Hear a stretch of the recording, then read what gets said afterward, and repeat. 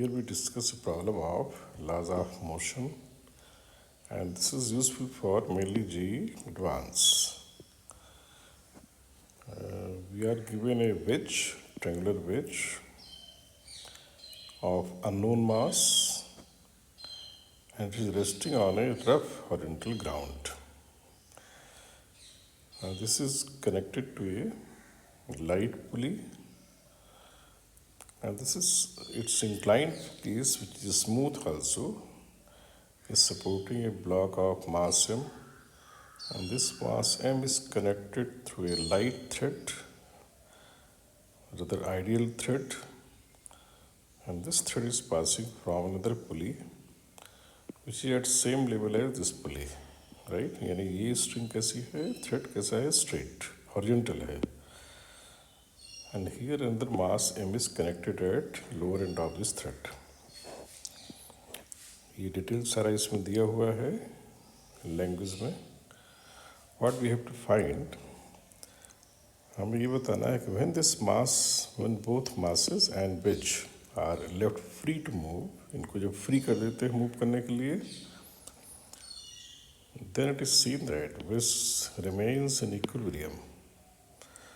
तो wedge में कोई मोशन नहीं होता, that means इक्विलिब्रियम में रहता है. तो इस इंफॉर्मेशन के बेसिस पे हमें बताना क्या है कि टेंशन थ्रेड में कितना आएगा. दो इट इज़ वेरी सिंपल, जिसके चार ऑप्शन हैं, ये आसानी से निकल जाना चाहिए. And next question is that if tension in this thread is given symbol T, इसका सिंबल टी मान लिया जाए. ये ब्लॉक नॉर्मल फोर्स एन से सपोज प्रेस कर रहा है वेज को, तो टी एन और थीटा के टर्म्स में ये बताना है कि फ्रिक्शन जो इस वेज को स्लिप होने से रोकता है, उस फ्रिक्शन की वैल्यू और डायरेक्शन क्या है, उसके लिए एक्सप्रेशन क्या होगा और डायरेक्शन क्या होगा. उसकी चार ऑप्शन है, you have to select one. And last part में ये है, इन दोनों एक्सरसाइज के बाद we should be able to find friction. Friction का जो एक्सप्रेशन है न्यूमेरिकल वैल्यू एग्जैक्टली क्या आनी चाहिए. तो पूछा गया है for special value of theta 37 degree, यहाँ से फ्रिक्शन एम जी के टर्म्स में कितना आता है. तो उसको अगर लिखा जाए एक्स इंटू एम जी, जो भी फ्रिक्शन यहाँ आएगा, we write it as X into M G, then X की वैल्यू क्या है. इसकी चार ऑप्शन है, you have to select one. तो try and then see the solution. Solution भी स्टार्ट इन दोनों मासेस के फ्री वाई डायग्राम बनाए तो कुछ ऐसा दिखेगा. टेंशन इस पर और एम जी साइन थीटा, ये दो रिलेवेंट फोर्सेस हैं. वैसे हम एम जी कॉस थीटा और एन भी दिखा सकते हैं, क्योंकि इधर कोई मोशन नहीं, इसका दिखाने का कोई फ़ायदा नहीं है. फ्रिक्शन में नहीं है कि नॉर्मल रिलेशन का कोई रोल हो. So these two are enough. इस मास पर जो दूसरा हैंग का है, इस मास पर इस तरह से दो फोर्सेस होंगे, T N M G. Thread ideal है, पूरी आइडियल है, तो टेंशन जो यहाँ आएगा वो यहाँ भी आएगा. Through out same string remains, tension remains same. और लॉज ऑफ मोशन लगाते समय दोनों के एक्सेलरेशन की वैल्यू हमें सेम माननी है, क्योंकि थ्रेड हमारा इनएक्सेसिबल है. जितना इसे इंक्लाइन प्लेन के लॉन्ग चलेगा उतना ब्लॉक नीचे आना चाहिए, राइट.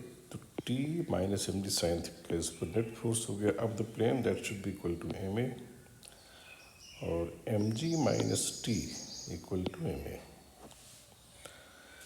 इन दोनों से एक को एलिमिनेट करके टी का एक्सप्रेशन बन जाएगा ये.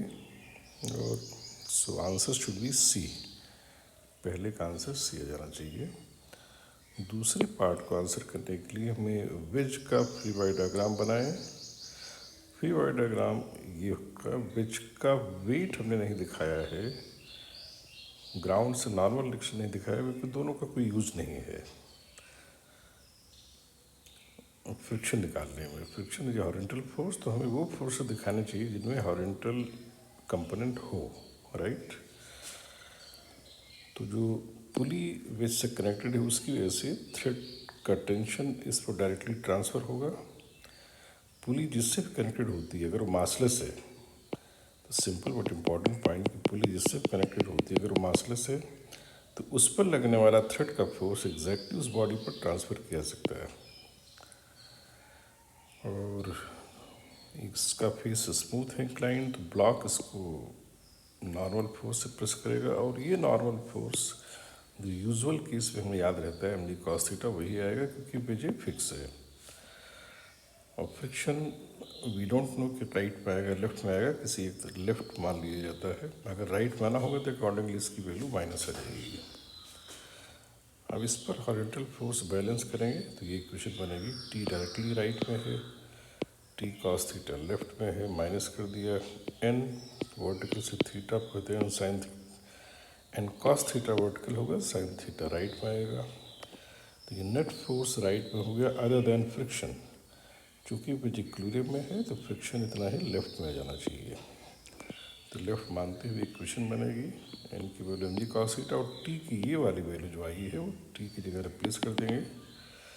यहाँ टिक लगाने का ये पर्पज़ है कि इट इज़ ऑलरेडी नोन, वो ये है राइट। तो ये सब रिप्लेस करके एफ का एक्सप्रेशन ये बन जाएगा, this expression should come out, check it, and theta की वैल्यू 37 डालने पर इसमें साइन कॉस की वैल्यूज होती हैं, एफ का ये एक्सप्रेशन आ जाएगा।